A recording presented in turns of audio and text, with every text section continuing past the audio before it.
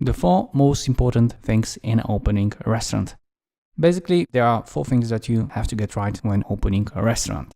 First of all, you have to pick the right concept that will be good not only for your customers, but somehow in line with how you approach business. So if you're risk averse, then you should pick something which is more stable and predictable. If you are more into like a high cuisine, then maybe something more interesting, but yet more risky.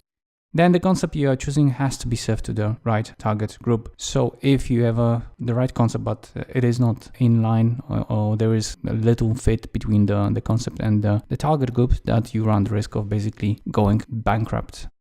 Then it has to be at the right location, so at the location where the right concept works, but also where you have enough of your target group to make sure that they come and buy from you in such numbers that you can stay in business and proliferate. And last but not least, obviously, perfectly execute. So even the best concept served to the right target group, but at the right location, basically will fail if you do not execute consistently according to the rules. Now, when we are talking about the right concept, what we mean actually is like a type of food serves. So it's not only cuisine, but also portion sizes and also the way it is served. Then when you are talking about concept, you also should have in mind the service level. So you have some concepts which are basically self-service. You have no waitress thing. It's just, the customer picking the stuff. And you have such that you basically have everything done by the waitress.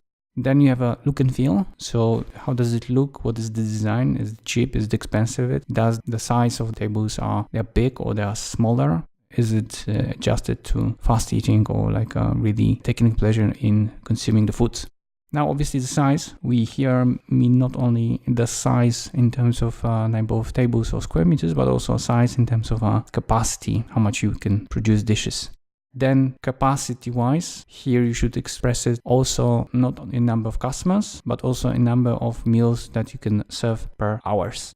Needs it covers. So every concept has a bit different role. So if you have a concept like cafe, like Starbucks, then the role of this is not just, serve food, but it's also just spending time for dating purposes or for working. You have people basically working. So you have to understand really well what they do in your concept. And this is also a part of the concept and has to be decided on when you are deciding which concept to go for.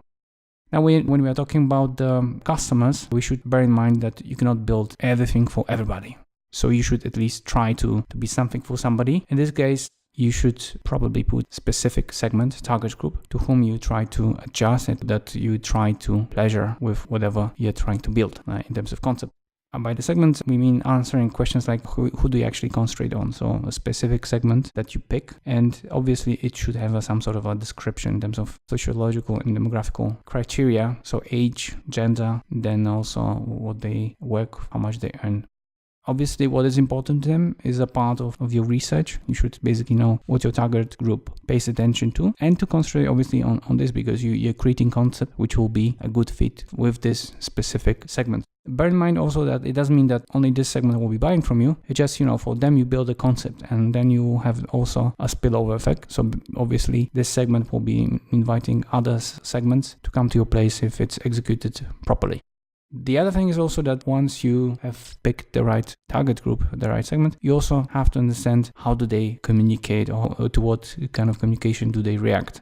Do they spend their time on Facebook, or is that rather Snapchat? Do they pay attention to leaflets handed on the street? Do they order things online, or are they more professional, traditional one? Do they ask their friends? What is the role of word of mouth? What kind of newspapers they read? And it will also show you ways to find it out. Then the other thing is that you have to basically understand the consumption level. In this case, we mean number of visits or number of meals they could at least theoretically eat at your place. So one thing is basically the number of customers. Actually, you can have a situation where you have a lot of customers who come to your place very infrequently. So this would translate to a low number of dishes being consumed. So it might be actually a better fit to go for a smaller segment, but that obviously buys more often from you. So it gives you basically a higher number of dishes, higher number of visits. The right location. So even the best concept, as we said, can only work at a well-chosen location where your target group is present in big numbers. To decide whether the location is good or bad, obviously you have to measure the size and the quality of traffic. So first of all, you have to understand what is the total traffic at a given location. So how many people walk by, go along this street. Then basically who does constitute the traffic? So you can actually have a lot of traffic, but this is not the right traffic. You have a low percentage of your target group, so that for you it's not good, because you're paying for the whole traffic, but you're actually taking advantage just of the portion of this traffic. Next thing is that actually you have to understand the reason for traffic. So sometimes you have a situation where there are a lot of people that are in a hurry, so the likelihood of them staying and buying something from you, dining out, and even taking something away might be small. It can also change totally your concept. So you can change from a full restaurant, a small place where you basically hand over the takeaway. So it might mean that you will be reducing the dining room, because it's basically not going to work. They're just going to take away and consume at home or at work. Now, the other thing is, as we said, the percentage of the traffic that belongs to your target group.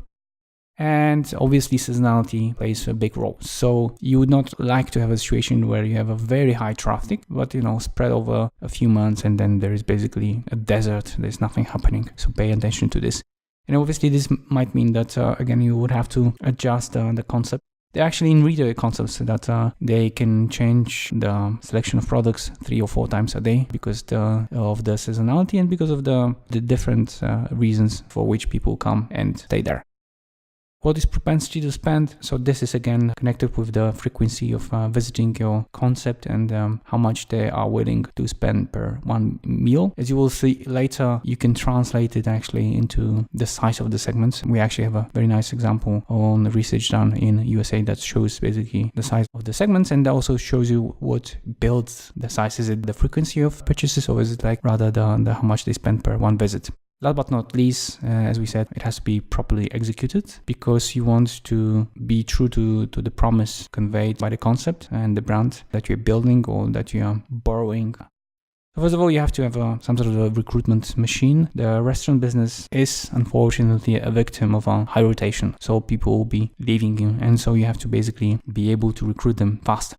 Next is also somehow connected to this. So since they are leaving a lot, you get a lot of fresh people. So you have to be able to train them fast in a repetitive and standardized manner.